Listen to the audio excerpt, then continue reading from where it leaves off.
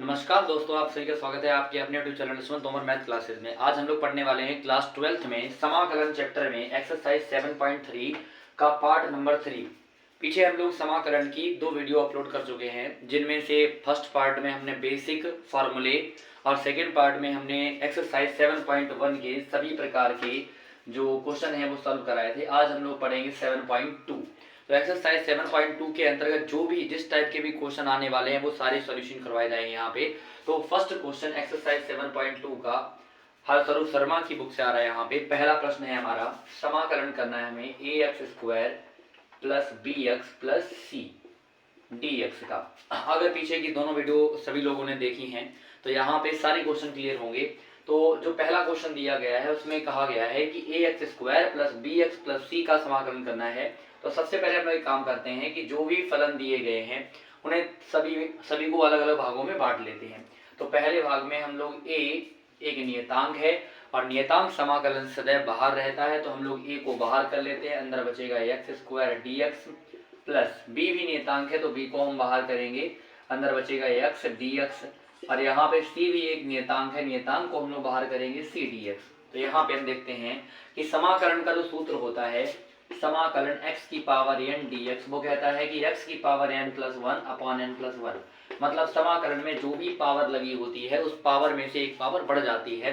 तो यहाँ पे हम देखेंगे कि पावर लगी हुई है 2, तो यहाँ पावर हो जाएगी 3 और नीचे भी 3 आएगा। उसके बाद में यहाँ पे x के ऊपर पावर 1 है तो इसकी पावर हो जाएगी 2 और अपॉन में भी 2 ही आएगा। और यहाँ पे 1 और 1 का जो समाकलन होता है वो याद रखें x होता है, x प्लस c। तो यहाँ पे हम लिख देंगे cx और प्लस में c। अब यहाँ पे c1 लिखेंगे क्योंकि c पहले से ही है, जहाँ c1 का मतलब होता है समाकलन नियतांक अर्थात इंटीग्रल कांस्टेंट, समाकलन नियतांक। तो उम्मीद है सभी को पहला प्रश्न क्लियर हो रहा होगा कि पहले प्रश्न में किस टाइप से किया जाएगा कि अगर एक या एक से अधिक फंक्शन दिए गए हैं तो उनको 2 पार्ट में हम लोग बांट लेंगे, जितने ही पार्ट आ रहे हैं उसके बाद में सभी में नियतांकों को बाहर कर लेंगे। नियतांकों को बाहर करने के बाद में उनका हम समाकलन करेंगे और समाकलन अगर पावर वाला आ रहा है तो पावर एक पावर बढ़ा दी जाएगी। इस प्रकार से हम लोग समाकलन कर सकते हैं। तो पहला क्वेश्चन सभी नोट करें, फिर हम लोग सेकेंड क्वेश्चन पर बढ़ते हैं।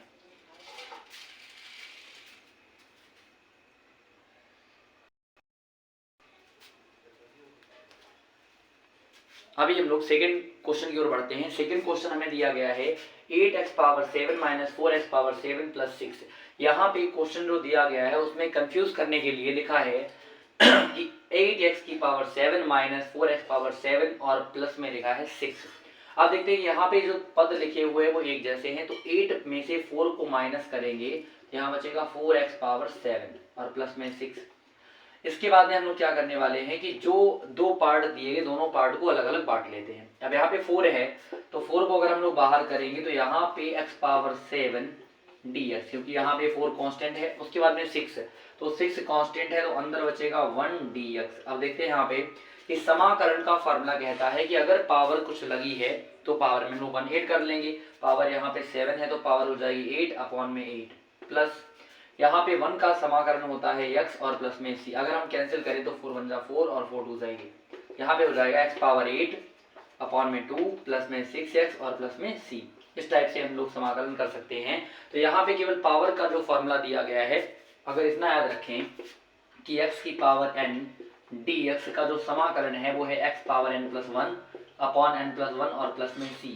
तो हम लोग पावर टाइप के जो भी क्वेश्चन आएंगे उन सभी का समाकलन आसानी से कर सकते हैं। तो सभी लोग क्वेश्चन नंबर सेकंड नोट करें और कमेंट में बताते रहें कि क्वेश्चन क्लियर हो रहे हैं कि नहीं हो रहे हैं। अगर क्वेश्चन क्लियर ना हो तो और अच्छे से क्लियर किया जाएगा, और जो भी क्वेश्चन बाई चांस किसी भी चैप्टर का नहीं आ रहा है तो उसे कमेंट में भेज दिया करें, हम उसके ऊपर पूरा का पूरा डिटेल में समझा दिया करें। यहाँ पे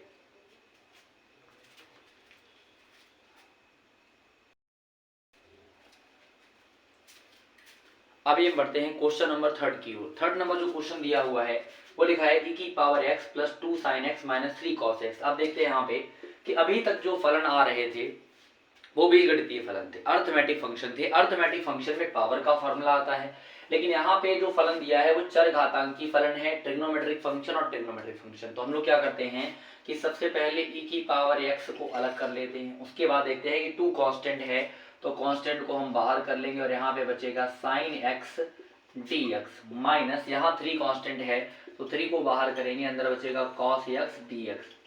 अब यहाँ पे हम देखते हैं कि e की पावर x का जो समाकलन होता है वो e की पावर x ही होता है।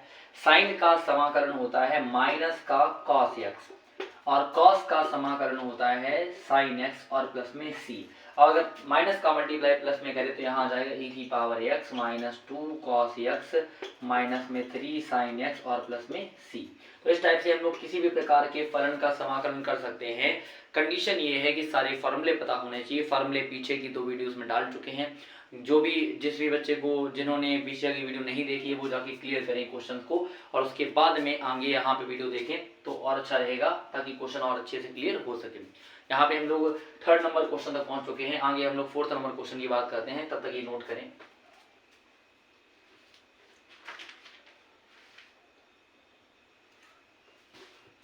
तो 4th नंबर क्वेश्चन है x square minus cos x और plus sec x into ten x. अब ये बहुत ही नॉर्मल क्वेश्चन है तो यहाँ पे सॉल्व कर देते हैं। यहाँ पे देखते हैं कि एक्स स्क्वायर का जो समाकलन होता है वो होता है एक्स क्यूब अपॉन 3, क्योंकि पावर यहाँ पे 2 है तो पावर हो जाएगी 3 अपॉन में भी 3। और कॉस का समाकलन होता है साइन एक्स और उसके बाद हम देखते हैं कि सेक इंटू टेन का समाकलन होता है सेक एक्स और प्लस में सी। तो इस टाइप से हम लोग 4th क्वेश्चन का आंसर दे सकते हैं, क्योंकि यहाँ पे कोई बड़ी बात नहीं, बहुत ही नॉर्मल बात है। अगर फॉर्मूले सारे के सारे आ रहे हैं तो किसी भी क्वेश्चन में दिक्कत नहीं होने वाली है।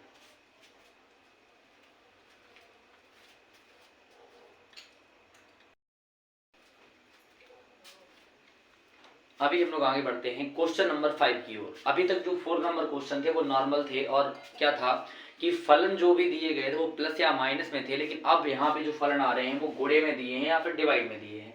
तो देखना ये है कि सबसे पहले यहाँ पे जो 5 नंबर क्वेश्चन उसमें लिखा है x + 3 और 2x + 5। तो हम लोग पहला काम करते हैं कि इन फंक्शंस का मल्टीप्लाई करते हैं। तो यहाँ पे x का मल्टीप्लाई करेंगे हो जाएगा 2x², यहाँ पे x का मल्टीप्लाई तो हो जाएगा 5x, ये हो जाएगा 3 × 6x और प्लस में 3 × 5 = 15। अब यहाँ पे देखते हैं कि गुणा करने के बाद में फंक्शन को सेट कर लेते हैं कि 2x² में 2 जो है वो कांस्टेंट है तो 2 को बाहर कर लेंगे x² dx। उसके बाद में 6x और 5x का मतलब होता है 11x, 11 बाहर कर लेते हैं, अंदर बचता है x dx। और यहाँ 15 कांस्टेंट है, 15 को बाहर करेंगे, अंदर बचेगा 1 dx। अब इस टाइप क्या करना है कि यहाँ पे x² लिखा हुआ है, x² में पावर हो जाएगी 3 अपॉन में भी आ जाएगा 3। अब यहाँ x की पावर 1 है तो पावर हो जाएगी 2 अपॉन में हो जाएगा 2 और 1 का इंटीग्रल होता है x और प्लस में हो जाएगा c। तो इस टाइप से हम लोग कह सकते हैं कि किसी भी टाइप का फलन अगर दिया गया है तो बस पावर देखनी है, पावर में 1 पावर ऐड करनी है, उसके नीचे उतनी पावर लिखनी है और आसानी से समाकलन हम लोग कर सकते हैं इसका। अब बात आई कि यहाँ पे अगर फंक्शन डिवाइड में दिया गया है, जैसे 6 नंबर क्वेश्चन दिया है फंक्शन डिवाइड में है, तो सबसे पहला काम 1 + x का होल क्यूब। तो पहला काम ये है कि हम लोग होल क्यूब खोलते हैं, तो यहाँ लिखेंगे 1 का क्यूब प्लस x का cube plus 3x plus 3x²। इस टाइप से हम लोग इसका फार्मूला खोल सकते हैं यहाँ पे, और हमने यहाँ पे फार्मूला खोल भी दिया इसका कि 1 का क्यूब प्लस x का cube plus 3x plus 3x² यहाँ पे हम कह सकते हैं। उसके बाद में बात आती है कि ये रूट का क्या किया जाए। यहाँ पे तो हम पहले क्यूब खोल देते हैं। 1 का क्यूब होता है 1 प्लस में x³ प्लस में 3x² और प्लस में 3x और यहाँ पे dx। अब यहाँ पे x की पावर है 1 और यहाँ पे रूट x, तो हम लोग क्या करते हैं कि रूट x को 1 के अपॉन में ले जाते हैं, 1 अपॉन रूट x dx अलग कर लेते हैं, डिवाइड करते हैं। यहाँ पे रूट का मतलब होता है 1/2 पावर, रूट का मतलब है 1/2 पावर।